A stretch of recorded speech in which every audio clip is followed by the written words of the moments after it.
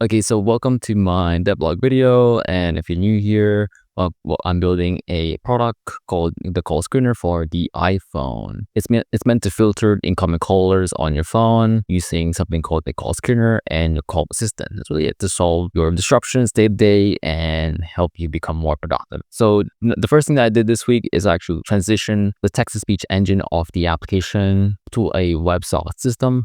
Previously was using a HTTP caller on the 11 Labs, but the problem is I was hitting the rate limiter from the client, and so I realized, okay, so maybe it's actually a perfect time now to switch to a more real-time system, so that there's no latency, and it's also so that you're not vulnerable to any rate limiting issues or even like connection issues, because as you know, HTTP is essentially like stop and go and stop and go. So what we need is for a continuous connection, where the users can freely send their messages without the issues of connection issues.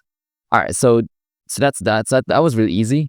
Peter on Twitter, there's this thing that he did that happened last week about I think it's about JavaScript scripting XSS attacks, and then apparently somebody injected a JavaScript code on his game that then created these blobs on his game server, which is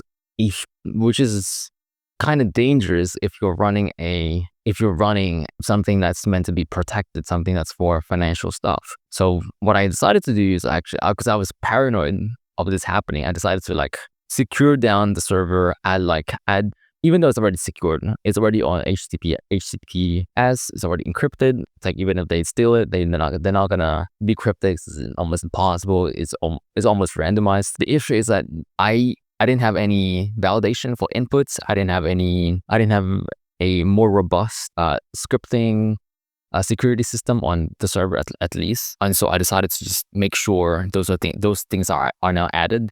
Because what I learned is that even though if you have a validation form on the client side, because it is a server, you want to also make sure that the server is also well secured. And so I just made sure that that's already fixed and patched up before I put this out. And the next one is, I think this one is probably the biggest fixes that I did. So I think I did 2 big fixes for this week. But essentially what happened is that I was having memory leaks on my server. And I realized, what I learned is that these memory leaks are coming from event emitters on the server. And when I dug deep into this rabbit hole that I found is that, well, the architecture that my server is using is very inefficient. Is that the way my server's design is that I was creating a separate channels for each services each services and per user. They're all unique per user. So essentially what's happening is that my one user could have 4 WebSocket connections, and with each of them having their own pipelines.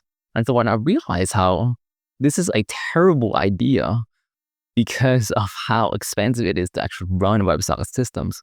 Like when I learned about this, like, oh shit, this is not good. I wish I had the system design that I did.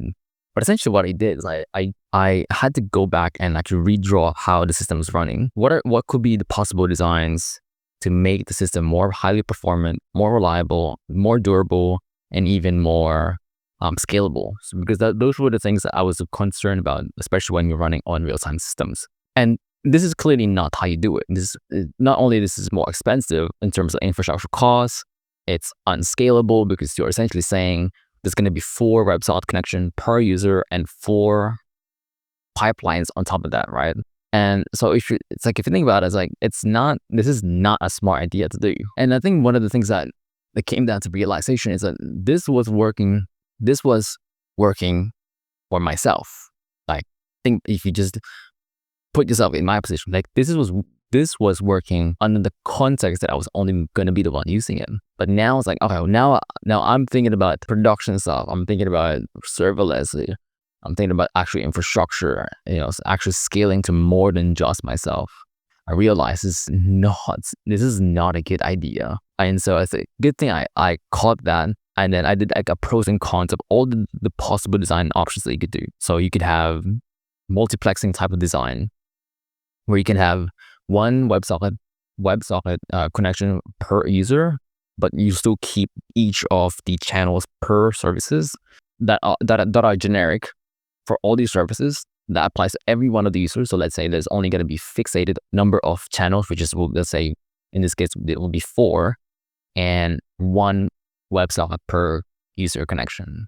That was a much better thing to do, because then the number of channels no longer, and or even like the number of WebSocket connection, they don't linearly scale up, as more users start joining, making this actually much more easier to horizontal scale, making it much more affordable to run. Even though I'm saying like, oh, but why is it always about the cost? But because it is like, it's like, this is not ideal if you're talking about, let's say, even for 5 people, like that's how terrible this design is.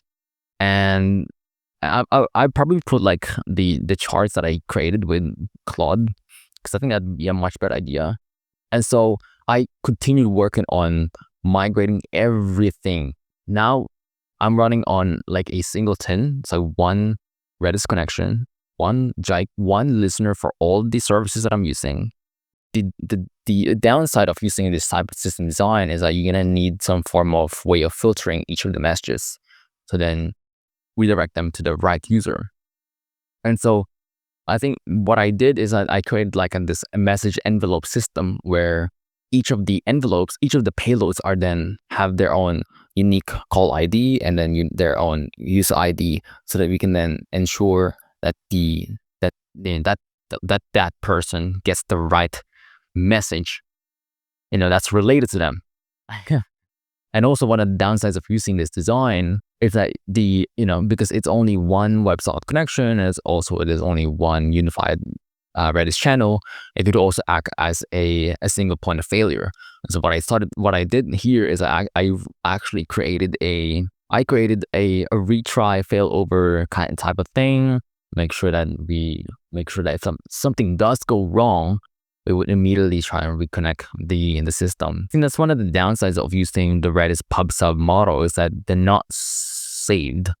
Like, you can't actually retrieve your messages if they get lost. And so I think that's probably gonna be one of the trade-offs that I decided to just keep for now, because I don't think I need something more robust like a Kafka, or I think you can even like use streams on Redis. But I think I don't need to go there. Like, I don't need to go there at this point. And so that's exactly what I did. So I migrated everything to this new system. So now, instead of running these 4 channels, I'm only running one Redis channel for the entire server. And then also I had to migrate the entire and also redesign the entire architecture on the client device. This is the architecture. This is just the high level point of view of it, the high level design. But it really, what it shows you is that instead of having 4 clients per service, there's only one. There's only one main connection here, and I think that's the biggest change. But what's great is that if you're running this type of system, we could even and if you have different components that rely on real-time systems like this, you could use the combined framework that Swift has, which is like this reactive framework. You could use something like I think it's called the pass-through subject, or the current values subject, or something like that. But it essentially like a pub subsystem for the client or the Swift application. It could use something like that for real-time updates. And I think that's really it. Like, my goal so far for this week is just to continue testing it. The landing page is doing well. All I need for the landing page is essentially the media stuff, the demo video, the pictures, all that kind of stuff. But other than that, it's all easy. It's all easy. I think we're moving to the right direction. So next week, I will need to just then finalize the landing page. I need to just finish the rest of the testing. That's all I need. So I'm working on testing on development mode now. I'm testing on development mode because I'm still migrating some things. I've seen some errors on client earlier today, and where it's not updating the right UI, and largely because of dealing with message envelopes. You have to make sure that the type is matching with the payload that you need.